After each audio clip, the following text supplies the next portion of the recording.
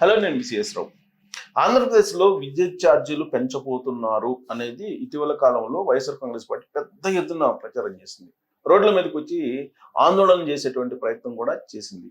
గతంలో విద్యుత్ ఛార్జీలను అనేక సందర్భాల్లో పెంచారు. ట్రూ అప్ ఛార్జీలు అంటూ కొన్ని వేల కోట్ల రూపాయల భారం ఆంధ్రప్రదేశ్ ప్రజల మీద వేశారు.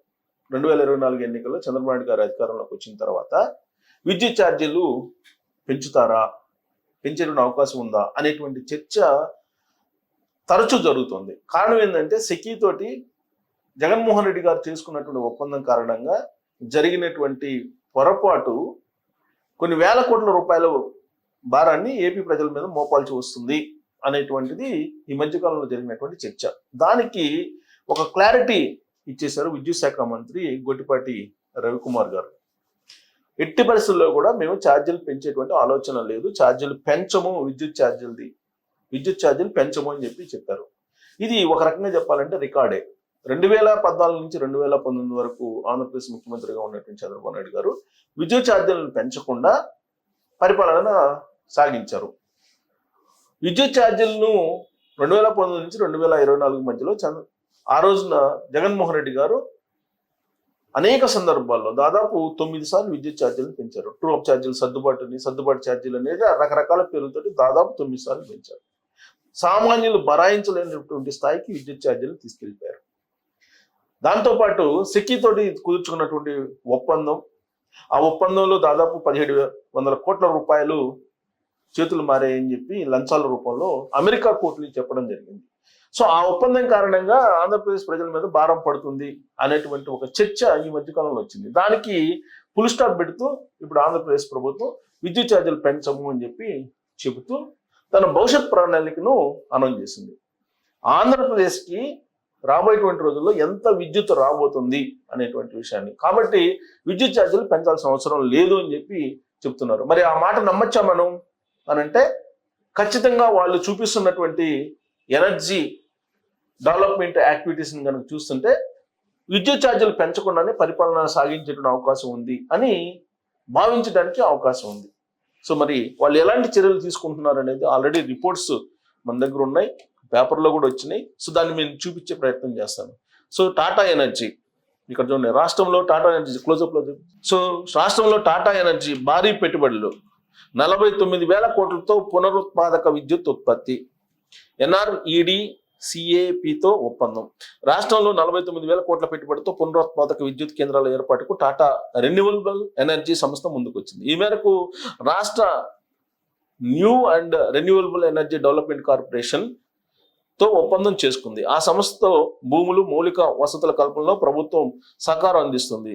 వెలగపూడి సచివాలయంలో జరిగిన ఈ కార్యక్రమంలో మంత్రులు నారా లోకేష్, గొట్టిపాటి రవికుమార్, సిఎస్ కె విజయానంద్ సమక్షంలో Tata renewable energy limited CEO MD Deepesh Nanda, అలాగే ఎన్ఆర్ఈడి సిఏపి ఎండి కమలాకర్ బాబు శుక్రవారం ఈ ఒప్పందాన్ని చేసుకున్నారు. ఈ సందర్భంగా మంత్రి లోకేష్ మాట్లాడారు. సీఎం చంద్రబాబు దార్శనికతకు అనుగుణంగా టాటాతో ఒప్పందం జరిగిందని పేర్కొన్నారు. రాష్ట్రంలో పునరుత్పాదక ఇంధన రంగంలో 10 లక్షల కోట్ల పెట్టుబడులు, 160 గిగావాట్ల పునరుత్పాదక శక్తి సామర్థ్యంతో ప్రాజెక్టులు ఏర్పాటు కావాలన్నదే లక్ష్యమని వెల్లడించారు. సో ఇంత వచ్చినప్పుడు ఆటోమేటిక్గా మీకు విద్యుత్ ఛార్జీలు పెంచాల్సిన అవసరం లేదు. ఇక రాష్ట్రంలో రానున్న 5 ఏళ్లలో క్లీన్ ఎనర్జీ రంగంలో 7.5 లక్షల మందికి ఉద్యోగ అవకాశాలు కల్పించడమే తమ ధ్యేయం అన్నారు. సో దీంట్లోనే 7.5 లక్షల ఉద్యోగాలు వస్తాయి అంటున్నారు. మొత్తం 25 లక్షల ఉద్యోగాలు కల్పిస్తానని చెప్పి లోకేష్ గారు హామీ ఇచ్చారు 2024 ఎన్నికల సందర్భంగా. దాంట్లో కేవలం రెన్యూవబుల్ ఎనర్జీ, క్లీన్ ఎనర్జీ దాంట్లోనే 7.5 lakhs ఉద్యోగాలు వస్తాయని ఎక్స్పెక్ట్ చేస్తున్నారు. ఈ ఒప్పందం వల్ల రాష్ట్ర పునరుత్పాదక విద్యుత్ ఉత్పత్తి సామర్థ్యాన్ని గణనీయంగా పెరుగుతుందని అన్నారు. రాష్ట్రంలో గ్రీన్ ఎనర్జీ లక్ష్యాలను అధిగమించేందుకు ట్రాన్స్ఫర్మేషన్ను వేగవంతం చేయాలని ఎన్ఆర్ఈడి సిఏపిని లోకేష్ ఆదేశించారు. రాష్ట్రంతో భాగస్వామ్యం కావడం సంతోషం, టాటా వాళ్ళు అభినందనలు తెలిపారు. సో ఏఐతో పాలన మెరుగుపరుస్తాం. సో ఇక్కడ కూడా వినియోగం ద్వారా పౌర సేవలు, పాలన సమాజాన్ని మెరుగుపరుచుంటామని లోకేష్ చెప్పారు. ఇదంతా కూడా ఆ ఒప్పందానికి సంబంధించినటువంటి అంశం. టాటా ఎనర్జీ తోటి భారీగా 49,000 కోట్లతోటి ఈ ఒప్పందం చేసుకున్నారు. ఇక మరొక ఒప్పందం ఇక్కడ చూసుకుంటే, ఇక్కడ చూడండి, ఏపీలో ప్రీమియర్ ఎనర్జీస్ ప్లాంట్. సో ఇదంతా ఉపాధి కల్పన కోసం 1700 కోట్ల పెట్టుబడి, నాయుడుపేట వద్ద 4 గిగావాట్ల సోలార్ సెల్స్ ప్లాంట్ ఏర్పాటు. సో ఇక్కడ చూడండి, హైదరాబాద్ కేంద్రంగా ఉన్న ప్రీమియర్ ఎనర్జీస్ ఆంధ్రప్రదేశ్కు తన కార్యకలాపాలు విస్తరిస్తున్నట్లు ప్రకటించింది. ఇందులో భాగంగా ఏపీలోని నెల్లూరు జిల్లా నాయుడుపేట వద్ద 4 గిగావాట్ల సామర్థ్యం గల సోలార్ ఫోటో వోల్టాయిస్ సెల్ తయారీ ప్లాంట్ ఏర్పాటు చేస్తున్నట్లు కంపెనీ మేనేజింగ్ డైరెక్టర్ చిరంజీవి నలూజా వెల్లడించారు. 1700 కోట్ల పెట్టుబడితో 165 ఎకరాల విస్తరణలో ఏర్పాటు చేస్తున్న ఈ ప్లాంట్ 2026 జూన్ నాటికి అందుబాటులోకి వస్తుందని తెలిపారు. ఈ ప్లాంట్ ద్వారా ప్రత్యక్షంగా 1200 మందికి ఉపాధి లభిస్తుందని చెప్పారు. దేశవ్యాప్తంగా కార్యకలాపాలు విస్తరించాలనే లక్ష్యంతో వ్యూహంతో పాటు నిర్వహణ వ్యయాలు తగ్గించుకోవడం, నౌకాశ్రయానికి చేరువుగా ఉండాలనే ఉద్దేశంతో ఏపీలో ఈ ప్లాంట్ ఏర్పాటు చేస్తున్నట్లు ఆయన వివరించారు.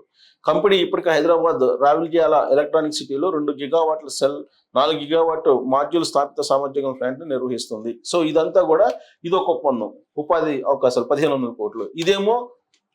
ఇది టాటా ఎనర్జీస్ ఇదేమో 49,000 కోట్లు, దాదాపుగా 50,000 కోట్ల పెట్టుబడితోటి ఒప్పందాలు కుదుర్చుకున్నారు. సో ఇలాంటి నేపథ్యంలో ఖచ్చితంగా ఆంధ్రప్రదేశ్లో ఛార్జీలు పెంచకుండా రాబోయేటువంటి 5 ఏళ్లలో 2029 వరకు విద్యుత్ ఛార్జీలు పెంచకుండా పరిపాలన కొనసాగించిన అవకాశం ఉంది అని చెప్పి మనం భావించడానికి అవకాశం ఉంది. ఎందుకంటే ఆల్రెడీ సోలార్ ఎనర్జీ వచ్చేస్తుంది.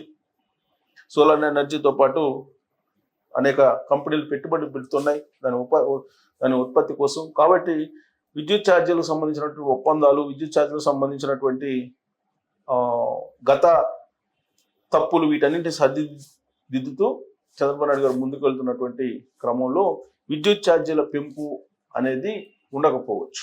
కానీ గత ప్రభుత్వం మాత్రం విద్యుత్ ఛార్జీలను పెంచుకుంటూ వెళ్ళింది. దాదాపు 9 సార్లు పెంచింది. ప్రజల మీద వేల కోట్ల రూపాయల భారం వేసింది.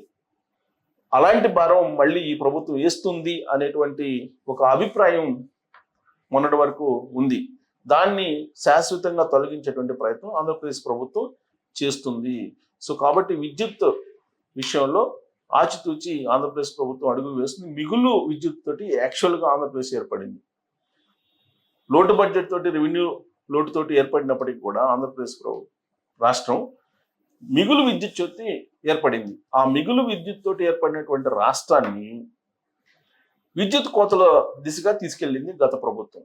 దాన్ని అధిగమించుతూ విద్యుత్ ఛార్జీలు పెంచకుండా ఇప్పుడు పరిపాలన చేయడమే ఒక పెద్ద ఛాలెంజ్ చంద్రబాబు నాయుడు గారికి. అందుకే ఖచ్చితంగా విద్యుత్ ఛార్జీలు పెంచకుండా పరిపాలన సాగుతుంది అని చెప్పి మంత్రి గొట్టిపాటి రవికుమార్ గారు హామీ ఇస్తున్నారు. మరి ఆయన హామీని నిలబెట్టుకోగలరా? వస్తున్నటువంటి ఈ కంపెనీలు ఏవైతే కొత్తగా ఉన్నాయో, రెన్యూవబుల్ ఎనర్జీ కానీ, క్లీన్ ఎనర్జీ కానీ, సోలార్ ఎనర్జీ, ఇవన్నీ కూడా రాబోయేటువంటి రోజుల్లో విద్యుత్ ఉత్పత్తిని పెంచేలాగా చేస్తుంది. కాబట్టి విద్యుత్ ఛార్జీలు పెంచాల్సినటువంటి అవసరం ఉండకుండా జాగ్రత్తలు పడుతుంది ఆంధ్రప్రదేశ్ ప్రభుత్వం. మరి చంద్రబాబు నాయుడు గారు తీసుకుంటున్నటువంటి ఈ చర్యలు విద్యుత్ ఛార్జీలను శాశ్వతంగా పెంచకుండా చేయగలిగే అవకాశం ఉందా, లేదంటే అనివార్యంగా పెంచాల్సిన పరిస్థితి ఏర్పడుతుందా అనే దాని మీద మీరు కామెంట్ చేయొచ్చు. Thank you.